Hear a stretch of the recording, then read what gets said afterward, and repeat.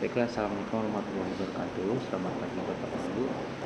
Kali ini kami akan menjelaskan mengenai aplikasi Java Maestro, yaitu aplikasi keuangan yang di custom di PT LD Kedai Indonesia. Nah, yang pertama Bapak Ibu bisa login melalui link yang sudah kita sediakan, dan juga kita sudah siapkan dari sisi buku panduannya. Nah, nanti kita kirimkan buku panduan baik di email ataupun via WhatsApp. Nah, kemudian Bapak Ibu setelah login bisa inputkan username yang sudah kita daftarkan. Di sini Bapak Java Maestro. Oke. Nah, setelah itu pilih klik login. Oke. Pastikan internetnya stabil, dan karena kita online jadi sifatnya adalah menggunakan internet. Nah, selanjutnya di sini di sisi kiri kita ada beberapa menu, yaitu menu dashboard, pengaturan master data, laporan, dan tools. Pada menu dashboard, Bapak dan Ibu sekalian bisa melihat informasi secara real time. Jadi sebagai contoh, di sini ada total klien, ada 2, ada total transaksi, ada 6 transaksi, kemudian belum lunas dan lunas. Nah, jadi ini akan terupdate secara otomatis berdasarkan apa yang kita inputkan atau transaksi yang sudah dilakukan. Jadi di sini kita bisa melihat ada transaksi yang belum lunas dan sebagainya. Dan ini datanya kita masih data dummy Bapak Ibu sekalian. Jadi nanti setelah ini kita kosongkan database-nya, terkecuali seperti data layanan mungkin nanti tidak kita kosongkan, karena data layanan sifatnya seperti ini sudah oke, seperti broadcasting dan lain-lain. Nah, kemudian di sini juga Bapak dan Ibu sekalian bisa melihat grafik transaksi. Nah, di sini kita bisa melihat grafik transaksi berdasarkan jumlah transaksinya, dan juga penjualannya berapa, operasionalnya berapa. Nah, layanan ini layanan yang ada di perusahaan Bapak Ibu sekalian. Jadi nanti layanan juga bisa diedit, hapus, dan ditambah. Kemudian kategori operasionalnya juga apa saja. Nah, kemudian di sini juga kita bisa melihat biaya, berapa biaya freelance yang sudah kita gunakan, beban sewa, kemudian juga ada konsumsi, jumlah BBM juga yang sudah disebutkan. Dan juga di sini ada grafik pemesanan acara. Jadi kita bisa melihat nih kira-kira pemesanan acara di tanggal berapa. Nah, seperti itu Bapak Ibu sekalian. Dan kemudian kita ada beberapa menu, yaitu home, pemesanan, transaksi, rekapitulasi klien, grafik, dan lain-lain. Dan di sini juga metode pembayaran juga sama, nanti di pengaturan master data juga ada. Cuma ini shortcutnya kita buat, dan di sini kita ada shortcut laporan transaksi.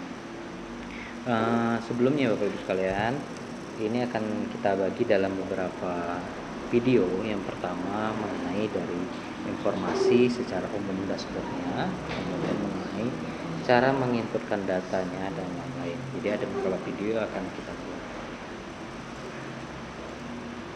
Oke, baiklah, selanjutnya di sini langkah utama yang harus Bapak Ibu lakukan adalah menginputkan master data.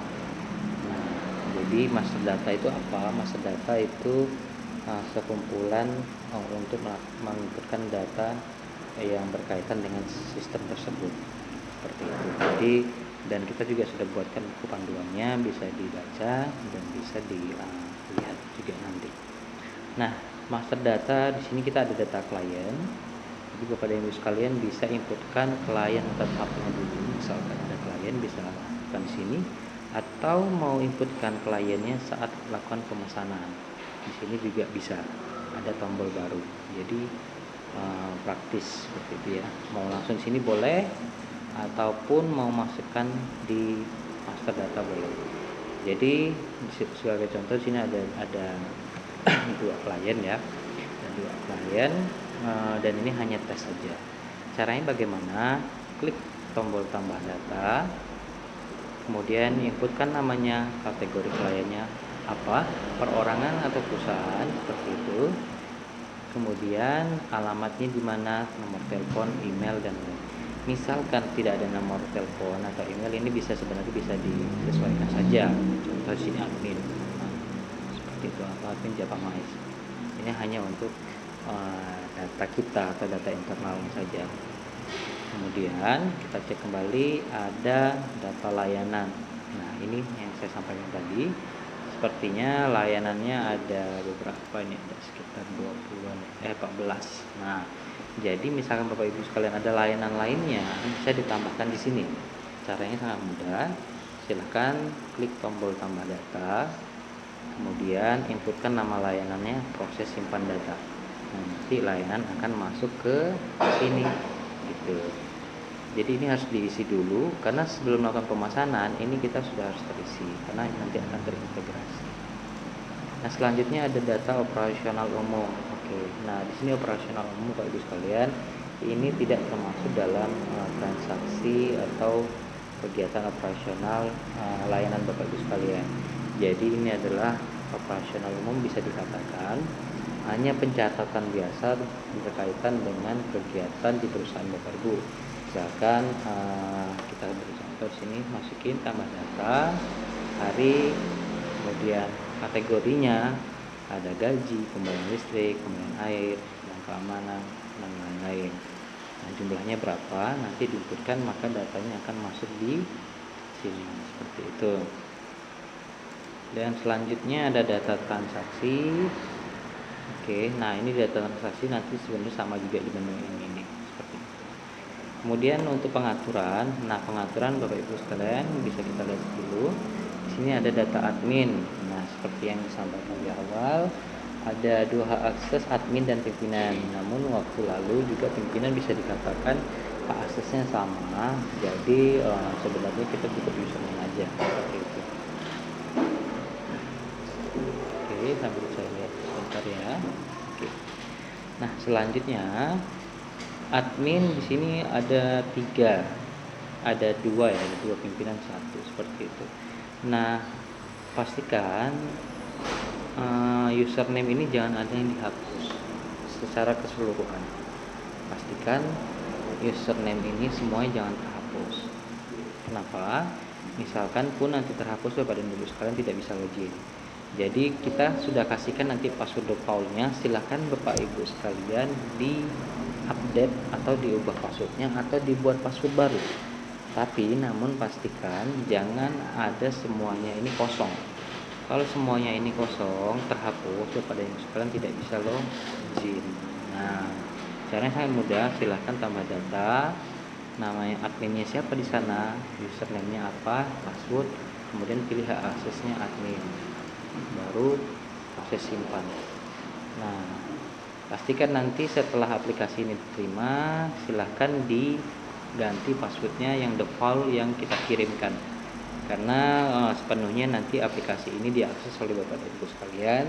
Kita tidak mengakses, namun kita akan izin masuk. Misalkan Bapak dan Ibu sekalian nanti ada sesuatu yang harus dicek, nah, dan itu pun nanti kami harus minta dulu informasi passwordnya apa, username apa, seperti itu.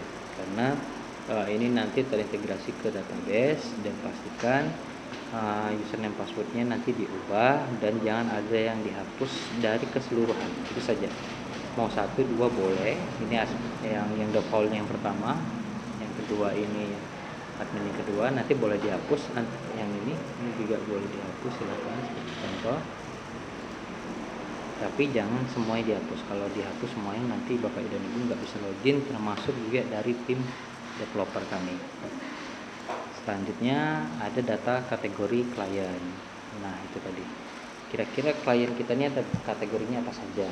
Nah, jadi ada perorangan, ada perusahaan, atau ya disesuaikan dengan kebutuhan. Misalkan hanya perusahaan, ya silahkan dihapus, atau hanya perorangan, silahkan dihapus perusahaan. Di sini bisa diedit dan bisa dihapus dan bisa ditambah datanya. Caranya sama seperti itu. Oke, saya off kan dulu, kita masuk ke tahapan video kedua.